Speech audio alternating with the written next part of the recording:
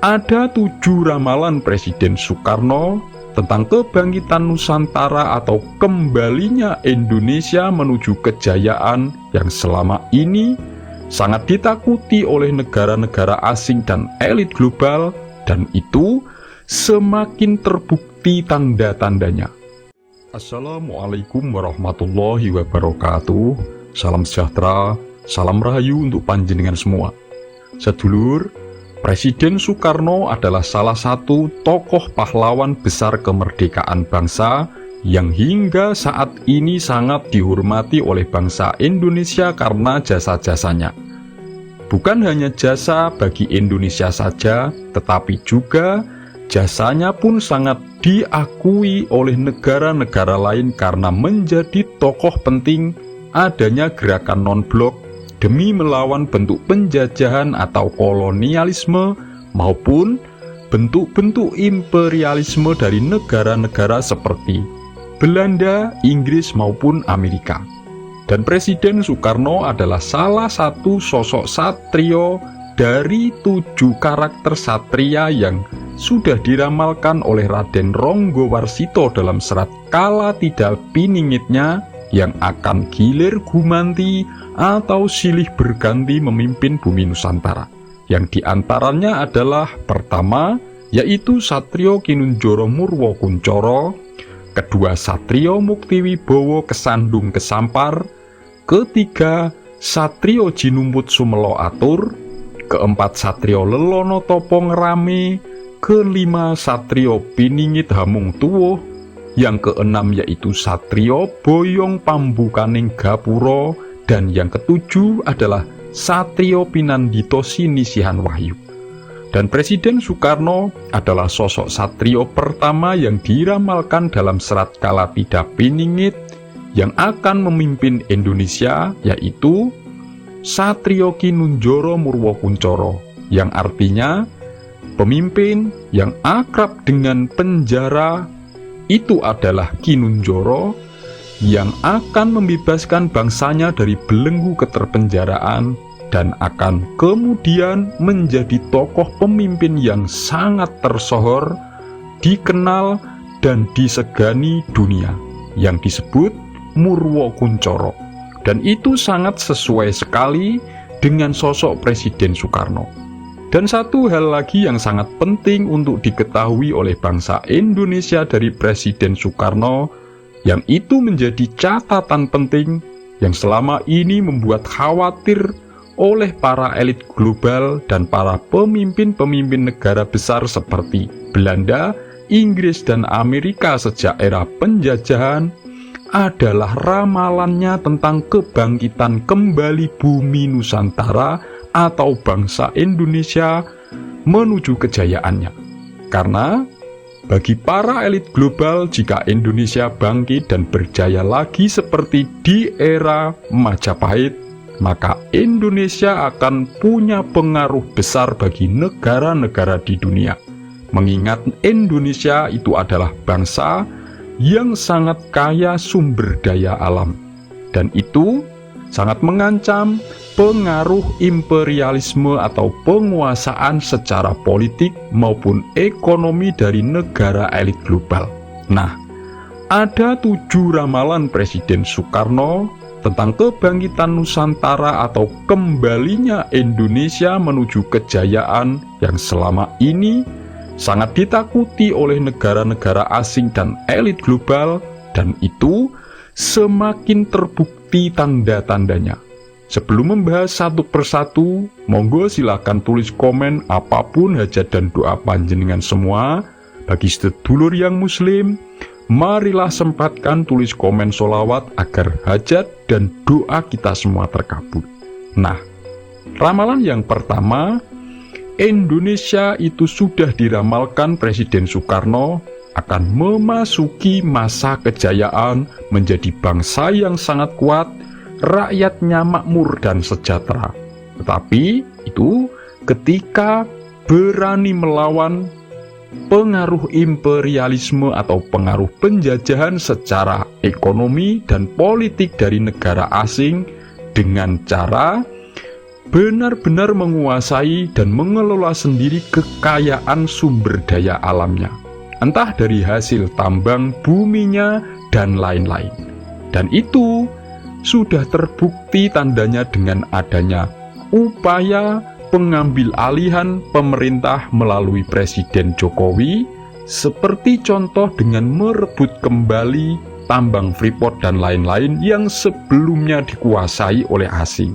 Dan juga seperti upaya keberanian mengambil langkah kebijakan hilirisasi nikel yang sangat ditentang oleh negara-negara barat, karena itu dianggap menguntungkan bangsa Indonesia. Lalu yang kedua, Bung Karno sudah meramalkan bahwa Indonesia itu akan menjadi negara kuat yang ditakuti dan disegani negara-negara di dunia, dan akan mempunyai pengaruh kuat bagi negara-negara lain ketika kembali bersatu demi bangsa dan negara, tidak selalu saja bermusuhan dengan sesamanya hanya karena berebut jabatan kekuasaan atau karena lebih mementingkan kepentingan politik golongannya ketimbang kebersatuan negaranya. Dan tanda-tanda munculnya persatuan sekarang sudah terjadi dengan adanya fenomena besar bersejarah yang membuat negara-negara lain terheran-heran, yaitu bersatunya Presiden Joko Widodo dan Presiden terpilih Prabowo Subianto, dan disusul lagi Presiden ke-6 yaitu Presiden SBY yang sudah mendukung dan bersatu dengan Jokowi untuk mendukung pemerintahan Presiden Prabowo nanti. Jika tiga sosok pemimpin negara ini yang punya pengaruh besar di Indonesia bersatu, maka rakyat bawah pun akan mudah untuk semakin bersatu. Yang ketiga, Presiden Soekarno meramalkan bahwa Indonesia itu akan menjadi negara kuat dan disegani negara lain ketika sudah bisa terjadi adanya pemerataan sebagai wujud keadilan sosial. Dan ini juga sudah terjadi tanda-tandanya dengan adanya bukti pemerataan pembangunan agar pulau satu dan yang lainnya itu saling terhubung demi mewujudkan pemerataan ekonomi yang tidak hanya berfokus di Pulau Jawa saja seperti di era-era dahulu.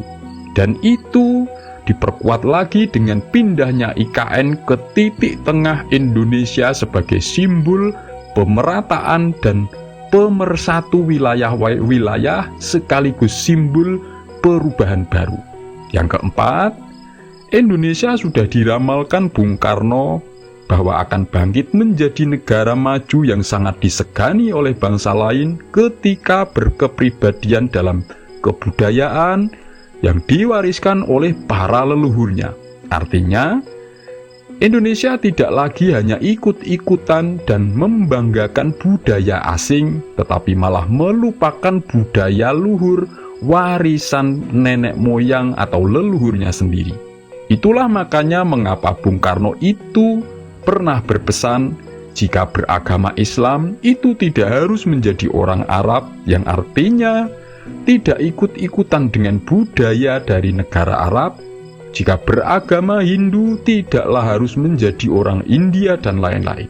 Tanda ini pun perlahan-lahan sudah mulai terbukti, masyarakat sudah mulai kembali kepada adat budaya bangsanya sendiri. Yang kelima, Bung Karno pernah meramalkan bahwa kebangkitan Indonesia dan berjaya adalah ketika sudah mengedepankan kedamaian dan kerukunan. Tidak lagi mudah diadu domba oleh para elitnya hanya demi kepentingan politik, juga tidak lagi mudah dihasut, dipecah belah menggunakan dalih-dalih agama. Sedangkan agama manapun itu tidak ada yang mengajarkan untuk saling memusuhi, apalagi menghina dan merendahkan antara sesama manusia. Kecuali agama itu mengajarkan kasih sayang, welas asih terhadap segenap alam. Dan tanda ini juga sudah semakin terbukti rakyat tidak lagi seperti dulu lagi mudah dibodohi dan mudah diadu domba demi kepentingan politik, entah cara-cara politik maupun dengan cara agama. Yang keenam, ketahuilah bahwa Presiden Soekarno itu meramalkan tanda kebangkitan Nusantara menuju kejayaan Indonesia ketika bangsanya tidak melupakan sejarah perjuangan para pahlawan dan leluhurnya, dan mau dibodohi dengan sejarah-sejarah yang dibuat-buat, yang sengaja dibelokkan demi kepentingan golongan dan kepentingan kekuasaan demi menguasai bangsa Nusantara.